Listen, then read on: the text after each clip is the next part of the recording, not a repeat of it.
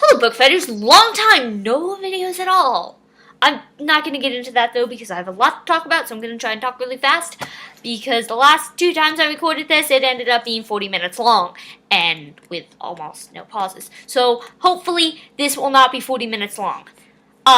Today I'm going to talk to you about the second branch of the Mabinogi, because I'm taking a mythology class this semester, and while the class focuses on classical mythology, primarily Greek, we're allowed to, for a final research paper, do mythology of other cultures. So, of course, I did Celtic mythology, and of course, I did Welsh.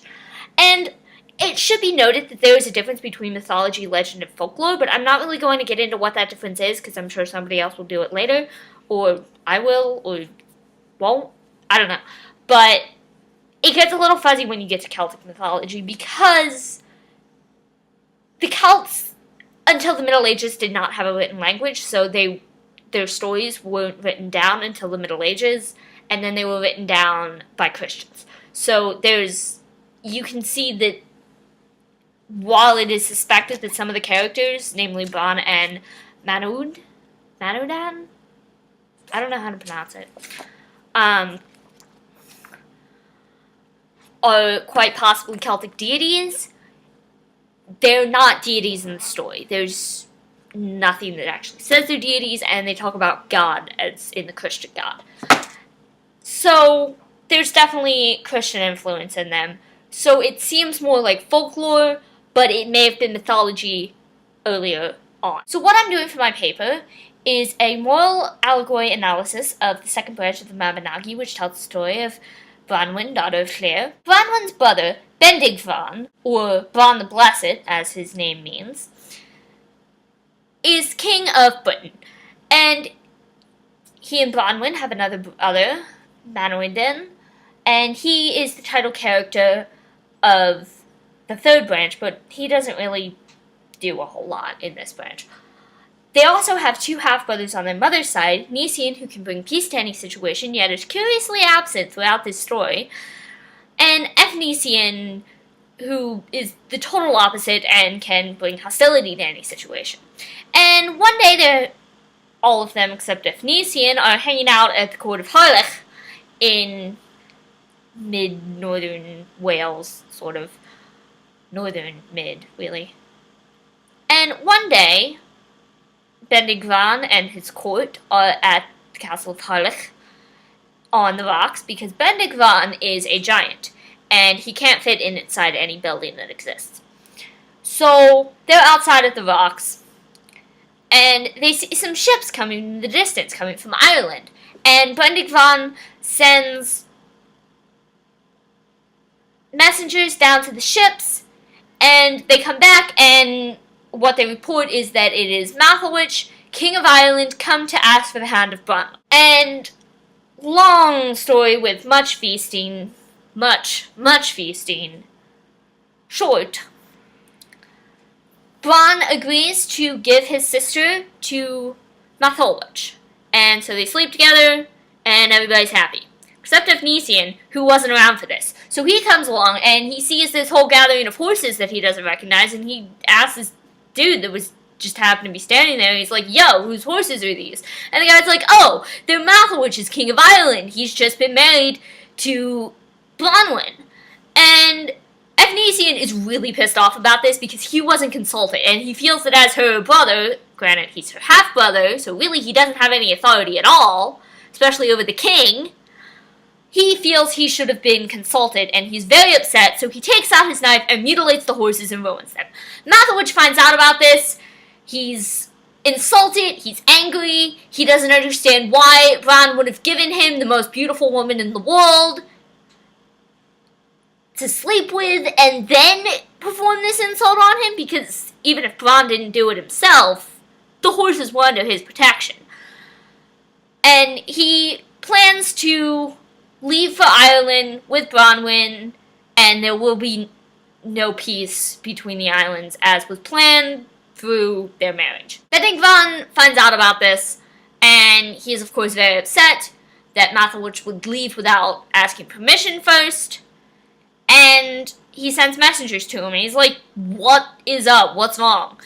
And Matholwich tells him, And they send messengers back and forth to have negotiations. And eventually they decide that Bendigvan will replace the horses, and he will also, as an honor price, give to Matholwich a rod of silver and a plate of gold. So Matholwich returns to the court, and there is again much feasting, but Bendigvan, they're the same dude, notices that Matholwich isn't totally into this party scene thing.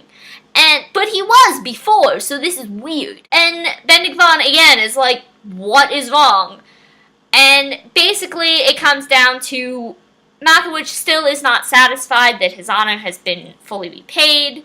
And so, again, long story short, Bronn offers, and Matholwich accepts, a magic cauldron which has the power to recall a dead man to life the next morning, with the exception that he will not be able to speak. So there is once again peace between the islands, and Matholwich takes Branwen and goes back to Ireland. And they are happy for a year. She's held in high esteem, she's a queen of Ireland, she has a son, Gwern, and everybody's happy, except for some of Matholwich's men who start talking. And you have to understand here, the Celtic concept of honor is linguistically rooted in the concept of face, or how you are perceived by the community, kind of your reputation, pretty much. Saving face, really. If the people around you don't think you have your honor, then you don't have your honor. You have lost face to them. And that's really, really bad. So they start talking, and they're like, you know, the king didn't really get what was due to him. He was a little weak on this. He should have gotten more, such and such and such. So Matholwich calls his advisors, including the lords who were speaking against him, together and says, okay, what would you have me do? And they say, you need to punish Bronn for this insult. And you need to do that by punishing Branwen. Send her away from you and make her a maid in the kitchens and have her beaten every day. Now, in the Mabinogi, she is beaten by the butcher. When the story appears in the Welsh Triads, she is beaten by Matholwich himself. Either way, she is beaten daily. This continues on for 3 years, but Branwen is not to be outdone here. She will not just take this passively. She finds a starling, and over the course of the 3 years, teaches the starling how to speak and how to understand speech. And then, when it can understand speech, she tells it what kind of a man her brother is, and how to recognize him. Obviously, he's a giant, so that's not hard. Then she ties a message to the starling and sends it off to the Isle of the Mighty, as Britain is called in the Mabinogi. And when Bronn receives the message, he is of course very angered. He gathers up his men, and they sail to Ireland, except Bronn, who can't fit in a ship, so he wades across the Irish Sea like you do. And then when they get to the Shannon, it's too wide, and Matholwich, who saw them coming, destroyed the bridge, so they're like, how are we going to get across? So Bronn lays down across the Shannon, and they put planks across him. No idea where they got the planks, they just magically had them, and they walk across their king, like you do. And Branwen is brought out to the king, to Matholwich, to ask her advice, what she thinks would satisfy her brother. And she says, make my son king in your place. Now, Gwern is 4 at this time, but we're just going to go with that. So, Matholwich agrees. He sends messengers to Bronn. That's not good enough for Bronn. So he calls his advisors together, and they say, do as Branwen suggests, but also build a great hall that is large enough to fit Bronn and have the ceremony take place there. And build it in his honor. And so Matholwich sends his messengers to Bronn once again, and this time he agrees. So there can be a peaceful resolution to this. Except, when Ethnician is hanging out in the hall right before the ceremony is supposed to start, he notices that there are 100 sacks hanging from the pillars. And he says to this guy, who again just happens to be standing there, yo, what's up with these sacks? Oh, that's where we keep our flour, because that's the most logical place to keep flour. Ethnician is a little suspicious, shall we say, so he goes poking around them and discovers The sacks don't contain flour, but a different kind of flour. They have warriors in them. That's a Welsh pun, but anyway. They have warriors in them. And so what he does is he takes, and at each sack, he finds the warrior's head and he squeezes it until it bursts. Just squeezes their head until their skull gives in and their head blows up. And then he does this for all 100, and the ambush is averted. So the ceremony goes on. Branwen sits with the British, and Gwern is made king as a 4-year-old. And then he goes to greet his British relatives. His Uncle Bran the King, Uncle Manudan. I give up on that name. He does not greet Uncle Evnesian, because Uncle Evnesian is a dick. So why would he? He's 4, but he knows what's going on here. So Evnesian is very offended because Gwern will only come to him after he's pretty much ordered to. And so Evnesian, being Evnesian, picks the 4-year-old up and throws him in the fire. So he dies. He's just killed the King of Ireland, who is 4, who's his nephew. He's a really nice guy. He's a great uncle, really. And so this prompts a huge battle between the Irish and the British. There's all this fighting and it lasts for days, but the problem is the Irish have this magic cauldron, remember? So anytime one of their guys dies, they just dump him in the cauldron, and then the next morning he's back alive. He can't speak, but you don't need to speak to kill random British dudes. So the Irish are really, really winning here. And Evnesian looks around and he sees what's happening, and he sees his countrymen being destroyed, all the soldiers, everybody being utterly destroyed by the Irish. He's like, oh shit, this is all my fault.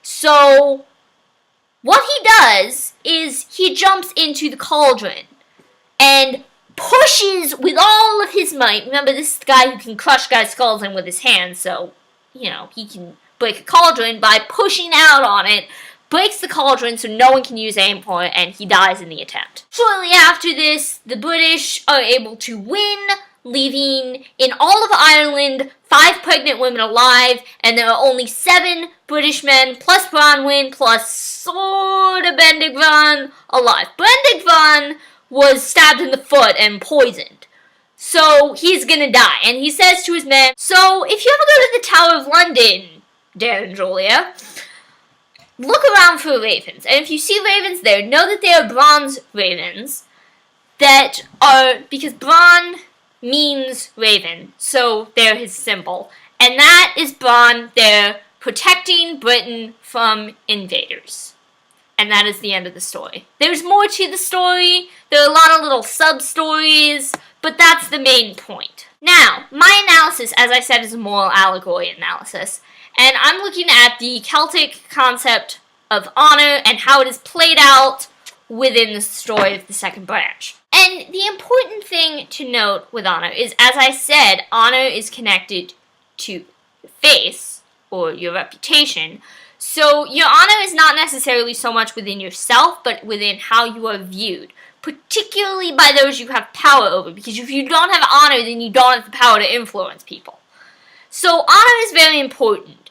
And Matholwich is first dishonored by the insult done to him by Evnesian, which is also an insult done to him by Bron, because he was under Bron's protection, which means his horses were under Bron's protection, which means this whole thing was Bron's fault, even though he didn't do anything.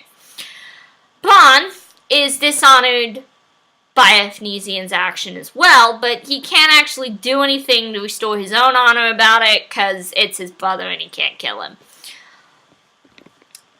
Evnesian, of course, time and time again, dishonors himself through his own dishonorable actions. So does Matholwich. When he decides to punish Branwen to try and get back at Bron, that is a dishonorable action, which eventually brings about his own destruction. And that's the key point here. Dishonorable acts will bring about your destruction. 2 other points I want to address are... One is the way Branwen is treated. Not just by Matholwich, but even the way she's treated by her own brother. the person who probably cares about her more than anyone else. There's this popular notion that the Celts were somehow great feminists or something, and some people think they had a matriarchal society. They did not. That Celtic women had power. They really didn't.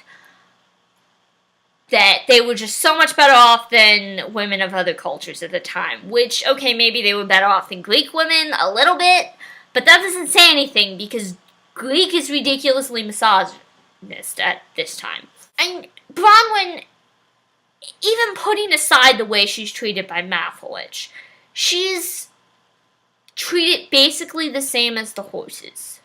Now, she's not mutilated by her brother, but she has no autonomy, she has no say in anything, and she's basically a pawn that can be given away in whatever capacity her brother, or who happens to be the male in charge of her, chooses. The other point I want to bring up is something that I found in my research, and that is that there is a suggestion within 2 other Welsh poems, and I haven't found what Welsh poems, just 2 other Welsh poems of the approximate time period, that it may be that in the second branch, Ireland is not really Ireland so much as representative of the other world, because to the Celts, the other world was across the water. To the Gaulish Celts, Britain was the other world. So that kind of changes things, which that, if there's going to be a comments discussion, that's the thing I would most like to have a discussion about, because that's really interesting to me, but I can't get into it with this paper because it's totally off topic. So, yes. If anyone else does a video, and I really, really hope you do, if not, I will be back on Saturday, but if anyone else does a video, I will see you then. Dan, hopefully I'll see you on Monday. I'm not expecting to see you, but I'm gonna say it anyway, because it's weird not to say it.